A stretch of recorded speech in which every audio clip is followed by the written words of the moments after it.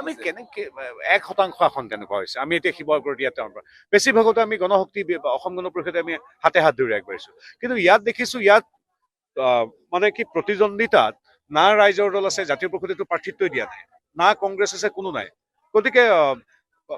আমাৰ দুটাৰ ভিতৰতে কোনোবা এটা জিকিব বুলি ধৰি লোৱা হ'ল গতিকে আমাৰ বন্ধুত্বপূৰ্ণ প্ৰতিদ্বন্দ্বিতা হৈছে আৰু নিজে যিহেতু আমি প্ৰথমে নিজৰ কথা ভাবিম মই ভাবো যে আমি এজিপি আমাৰ সন্মানীয় মিত্ৰ দল কিন্তু আমি এতিয়া যিটো আহি গম পাইছো যে আমাৰ সন্মানীয় মিত্ৰ দলতকৈ অলপ আমি আগবাঢ়ি আছো বন্ধুত্বপূৰ্ণ যিহেতু প্ৰতিদ্বন্দ্বিতা গতিকে হওকচোন বিজেপি হলেও এজিপি মানুহখিনিয়ে ভাল পাব যুঁজ অগপৰ লগত নহলেতো আমি বন্ধুত্বপূৰ্ণ প্ৰতিদ্বন্দ্বিতা কিয় কৰিম যুঁজ যিহেতু আমাৰ এজিপিৰ লগত হ'ব সেইকাৰণে বন্ধুত্বপূৰ্ণ প্ৰতিদ্বন্দ্বিতা কৰিছো যিহেতু ইয়াত দূৰ দিগন্তলৈকে ইয়াত না কংগ্ৰেছ আছে নাই ৰাইজৰ দল আছে গতিকে আমাৰ নিজৰ ভিতৰতে যুঁজ হৈছে আৰু মোৰ মিত্ৰ দলৰ মোৰ বন্ধু